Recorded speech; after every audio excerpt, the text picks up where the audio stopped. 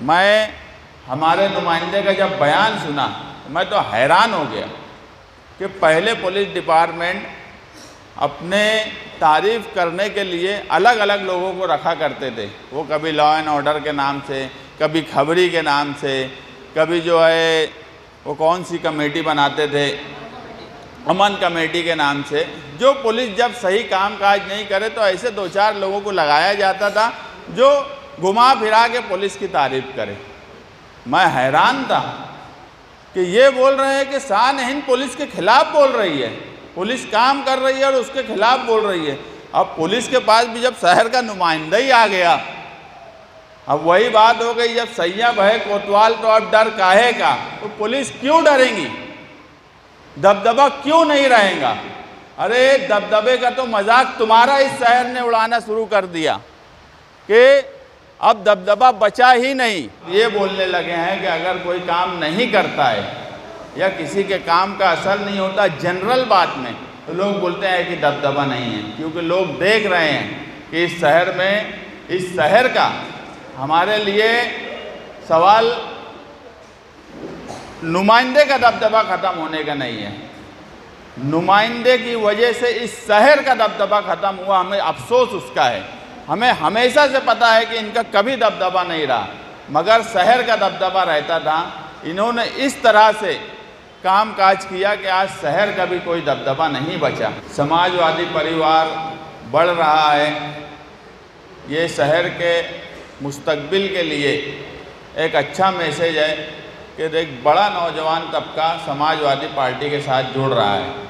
मैं आज समाजवादी पार्टी में शामिल हुए इस्माइल पलम्बर और उनके तमाम साथियों का पुरजोश इस्तकबाल करता हूं कि इस शहर में जैसे जैसे समाजवादी बढ़ रही है, अभी इस्माइल पलम्बर बोले 2 लोगों के बारे में, तो वो 2 सियासी लोगों का टेंशन भी वैसे वैसे बढ़ रहा है। तुम्हारी ताकत जैसे जैसे बढ़ेंगी उनका टेंशन वैसे वैसे बढ़ेगा। ये अब 2 खानदान हो गए हैं इस शहर में। एक खानदान शेख रशीद खानवादे के नाम से जाना जाता है, एक खानदान अब जाना जाता है मुफ्ती इस्माइल के नाम से। अब वो भी खानदान सियासी हो गया है। जो खानदानी मुखालफत में आए थे, अब ऐसे लोगों को खुद के वहाँ से ला रहे हैं जिन्हें राशन कार्ड अभी पढ़ना नहीं आता। अब और ये 2 खानदानों की मिली भगत आज की नहीं है, 1999 को ये नींव डाली गई। 1999 में इस शहर की तबाही अगर मैं कहूँ तो ये मिलजुल के की गई। जिस वक्त जो सियासत में नहीं थे, उस वक्त 99 में क्या फतवा दिया गया, ये आप अपने बड़ों से, अखबारी नुमाइंदों से पूछ सकते हो कि किस तरह से ये 2 खानदान मिले। और जब भी इनको लगता है कि इस शहर में निहाली सोच और फिक्र की ताकत बढ़ रही है, ये दोनों की जुगलबंदी शुरू हो जाती, इनका आपस में खेल शुरू हो जाता। जब 25 साल होंगे, आने वाले करीब में ही 25 साल होने वाले हैं, इस शहर में इस 2 खानदान का कब्जा रहा और शहर के क्या हालात हो गए। ये 25 साल कोई कम वक्त नहीं है इस शहर में राज करने वालों का। मैं हमेशा बोला कि 25 साल पहले लोग हमारा मुकाबला औरंगाबाद और नासिक से करते थे। भले वो ये बोलते हो कि हम औरंगाबाद और नासिक से पीछे हैं, मगर मुकाबले में हम किसके थे? नासिक के थे, औरंगाबाद के थे, जलगांव के थे। ऐसे शहर के मुकाबले में हम खड़े थे। आज हमारा मुकाबला हमारे ही शहर के आउटर से हो रहा है। हम किसके मुकाबले में आज आकर खड़े हो गए? अब तो कोई तसव्वुर भी नहीं कर सकता कि हम नासिक की बराबरी कर सकते हैं, कि नासिक के पीछे हैं, कि औरंगाबाद से पीछे हैं, कि जलगांव से पीछे हैं। अब तो येवला से भी हमारा मुकाबला नहीं हो सकता। हम हमारे ही शहर से मुकाबले में इतना पिछड़ गए।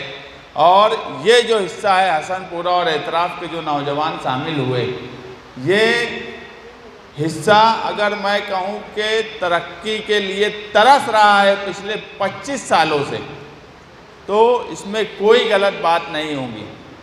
अगर इक़्तिदार शेख रशीद खानवादे का कारपोरेशन में रहा तो उन्होंने दादा भुसे की गुलामी की। जब इक़्तिदार उनका चला गया तो ये हजरत आ गए उनकी गुलामी करने। मैं हैरान हूँ कि एक आदमी मुसलसल तुम्हारे हक का तुम्हारा जनरल बजट मुसलसल नदी के उस पार इस्तेमाल कर रहा है, उसके बाद आप लोग उसकी चापलूसी करते हो, उसके बारे में मुखालफत करने के लिए तैयार नहीं हो। मैं हैरान हूँ कि इस तरह की अंधी अकीदत दादा भुसे की हजरत को क्यों हो गई है कि वो अभी 50 करोड़ का टेंडर निकला, उस टेंडर में 30% कारपोरेशन का जनरल बजट, सरकार से हमें 1 रुपया ला के नहीं देते, हमारा जनरल बजट सिर्फ 6.5 करोड़ हमारे हिस्से में दिया गया। इससे पहले 100 करोड़ का जब काम निकला उस वक्त भी हमने सबसे पहले मुखालफत की थी कि ये गलत हो रहा है। मगर क्यों चापलूसी की जा रही है, क्यों जी हुजूरी की जा रही है, ये बात फ़िलहाल तो समझ में नहीं आ रही है कि इसके पीछे राज क्या है। मगर कोई भी बात बहुत दिनों तक छुपी नहीं रहती। मैं बोला कि ये 2 खानवादा जब से दादा भुसे सियासत में आए, जिसकी शुरुआत ही फ़िरका परस्ती से हुई, फ़िरका परस्ती का चेहरा मोहरा बदला। अब तुमको इस तरह से परेशान किया जा रहा है कि तुम्हारा बजट लेकर उस हिस्से में इस्तेमाल होता और तुम्हारे हिस्से में इस्तेमाल नहीं करने दिया जा रहा। ये भी एक किस्म की फ़िरका परस्ती ही है। मगर इनकी चापलूसी दादा भुसे के साथ बराबर है। ये अपना हक मांगने की जो हिम्मत नहीं करते, वो तुम्हारे साथ क्या इंसाफ करेंगे, इस शहर के साथ कब इंसाफ करेंगे? जो इस शहर का हक नहीं ले सकते, जो ये तक नहीं बोल सकते कि जो हमारा है कम से कम उतना तो दो। तुम इतने बड़े मिनिस्टर हो, सरकार में हो, तुम खुद हमको कुछ नहीं दे सकते, मगर हमारा जो हिस्सा है वो तो दो। जो इतनी हिम्मत नहीं कर सकता, उनके साथ आने वाले वक्त में ये शहर रहेगा, मैं कतई नहीं मानता। शहरियान देख रहे हैं, समझ रहे हैं कि ये दोनों ने इस शहर को किस तरह से लूटा है और लूट रहे हैं।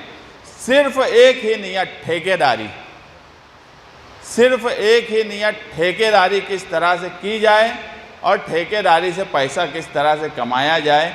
अगर इनकी नियत कामकाज की होती तो हसनपुरे से लेके रजा चौक, गोल्डन नगर और एतराफ़ की बस्तियों का ये हाल नहीं होता। ये 25 साल का कारनामा है। 25 साल कोई कम वक्त नहीं है। मैं बोला कि जल्द ही 25 साल का महीना भी आने वाला है 1999 का। उस वक्त से इनकी मिली भगत कब कब रही, कब कब हुई, हम भी सबूत के साथ अवाम में पेश करेंगे। और आज भी जो इनकी जुगलबंदी चल रही है वो भी हमको पता है। वक्त आएगा तो हिसाब बराबर लिया जाएगा। मैं पीछे यहाँ शान हिंद मैडम बैठे हैं, उन्होंने अभी मोहम्मद कैफ के बारे में जो कैंडल मार्च निकाला और जो हिम्मत और दिलेरी से पुलिस के खिलाफ बोला, पूरे शहर ने उसकी तारीफ़ की कि हाँ, इसी तरीके से बात होना चाहिए।